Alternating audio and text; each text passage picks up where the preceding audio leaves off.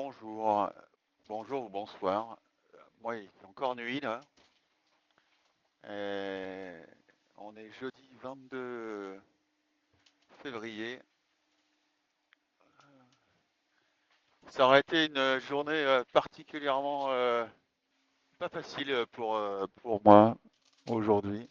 Ce passage du poteau noir, IPCZ comme ils l'appellent les anglo-saxons, il aurait été très long et pour moi très difficile et très fastidieux à passer et à traverser.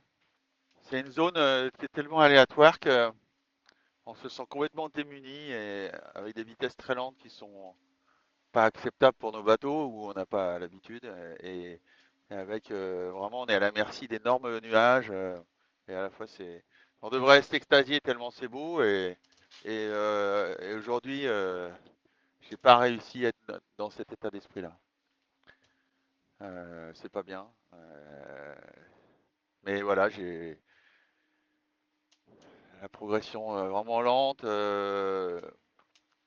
Les efforts qu'il faut faire pour chaque manœuvre, pour passer chaque grain, chaque nuage, la débauche d'énergie pour y arriver quand ça se passe pas bien comme ça là.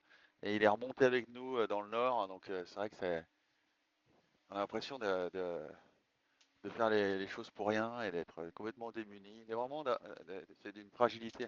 Et, et ça faisait 2 nuits entières sans dormir là, c'était vraiment très difficile. Il semble que là on commence à sortir de cette zone. On va beaucoup plus vite là, d'un seul coup, déstabilisé un petit peu par cette zone qui est déstabilisante à chaque fois qu'on la traverse et où il n'y a aucune certitude. Derrière, il y a des alizés qui vont nous faire remonter jusque l'anticyclone des Açores et ce virage à droite qui nous ramène vers la maison.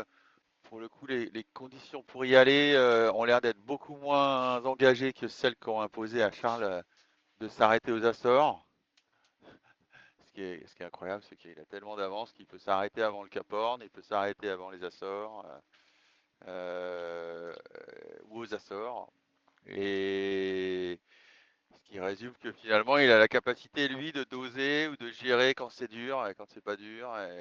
Et quand effectivement, il lui semble bon marin de passer ou de ne pas passer. Je trouve que c'est génial de pouvoir faire ça. C'est bon marin. Charles est un très grand marin. Mais il a dans la course la possibilité de le faire, quoi, sans être inquiété par ses poursuivants.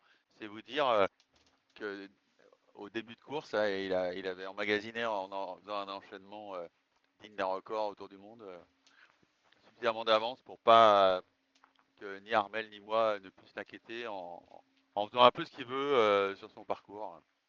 Ça fait rêver. Est-ce que ça relance la course quelque part En tous les cas, il n'y aura aucun bateau à ne pas s'être arrêté. On se sera tous arrêtés au moins une fois. On se sera tous inquiétés de nos montures et de les gérer comme ça. Donc, j'ai pas, en fait, j'ai pas précisément regardé la situation qui imposait que Charles s'arrête et combien de temps il allait devoir s'arrêter avant de repartir. Mais je pense que lui, par contre, a très bien regardé ça. Et comme notre progression dans le poteau noir a dû le rassurer, il a dû pouvoir faire quelque chose de stratégiquement ce qui peut être relancé par contre, c'est tout ce qu'il y a autour des Açores et dans les Açores. Et pour le coup, quand tu t'approches des îles, il y a un contexte anxiogène ou de dangerosité et à la fois de toucher, parce que c'était une zone interdite, mais aussi la manœuvre de port, enfin tout, et tout peut arriver. Tant qu'il n'y a pas franchi la ligne, tout peut arriver. Mais ce que je ne souhaite pas en fait, je ne souhaite pas que ça s'arrête comme ça. Je préfère les bagarres d'égal à égal ou d'homme à homme, comme on est en train de faire avec Armel. Euh, Ça fait plusieurs semaines qu'on est effectivement l'un et l'autre en bagarre. Il a été obligé de s'arrêter. Ils ont fait un arrêt assez incroyable pour arriver à faire ce qu'ils ont fait en 48 heures. Chapeau bas, messieurs de Banque Populaire, faut une sacrée équipe pour arriver à faire ça. et dans ces temps-là. Et donc du coup, on se retrouve de nouveau l'un avec l'autre pour finir ce dernier tronçon de remontée de l'Atlantique Nord. J'ai un bateau plutôt en bon état pour ça, que je préserve, je bichonne, je fais ma ronde évidemment tous les jours. J'ai fait une ronde tous les jours sur tout le tour du monde pour aller inspecter, regarder aux quatre coins du bateau avec des points de repère et des traces que je laisse pour voir s'il y a de l'usure, pour voir s'il y a un mouvement parasite, pour d'écouter les bruits. Donc c'est vraiment une routine que j'ai là, mais j'ai toujours eu ça. Et donc là, pour le coup, pour l'instant, on remonte dans cet alizé. Si tant est que j'ai touché cet alizé, mais c'est vrai que ça ressemble un peu à ça. Enfin, j'espère.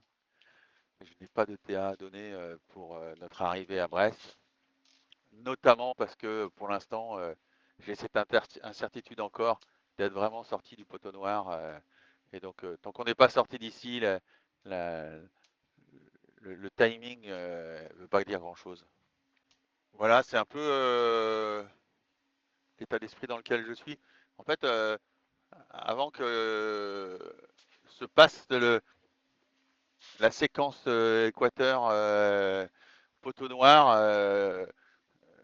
je suis vraiment dans l'instant et je suis vraiment dans cette transition qui est difficile et un peu douloureuse pour nous en termes de temps perdu, de mille perdus ou d'énergie engagée pour le faire. Donc, euh, pour l'instant, évidemment, je me projette sur la remontée, mais avant tout, pour se projeter sur la next step, il faut avoir réalisé celle-là. Donc, je suis vraiment jour après jour et heure après heure, là, très clairement et très basiquement pour déjà sortir de cette séquence qui est longue et fastidieuse pour nous, avec des amas nuageux énormes, avec la photosat à chaque fois, elle fait vraiment peur, quoi. Et après, sur zone, c'est fait vraiment peur, hein. Donc, pas tant que ça de projection dans l'hémisphère nord pour l'instant, dans lequel je suis rentré. Donc, je vais arrêter d'avoir la tête à l'envers et je vais la remettre à l'endroit, au sens propre comme au sens figuré. Mais bon, c'est plutôt des vitesses de nouveau acceptables. Je suis aux alentours de 23 nœuds, 24 nœuds, ce qui était plus le cas depuis au moins 3 jours. Donc là, je suis plutôt content, même si face au clapot, c'est pas très confortable. Et je vais peut-être m'octroyer une petite sieste qui est, je pense que pour un marin en solitaire sur un ultime, là, en tous les cas sur Sodebo, la chose la plus précieuse qui est au monde, c'est de dormir. Je demande de rien de plus précieux que de pouvoir m'offrir le fait de pouvoir m'allonger et de dormir. Je, je sais, j'arrive même plus à imaginer, à savoir ce que c'est que de dormir une nuit entière.